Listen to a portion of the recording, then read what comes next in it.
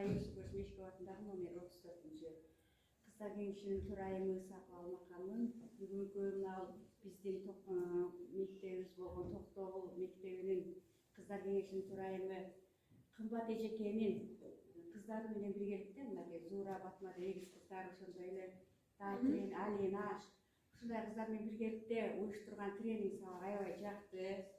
Кыздар, кымбат эже, иштериңерге албан ийгиликтер, мындай тренингдерди дагы жайылтып, зонага, районго, республикаларга чыксаңыздар аябай бизге жакты.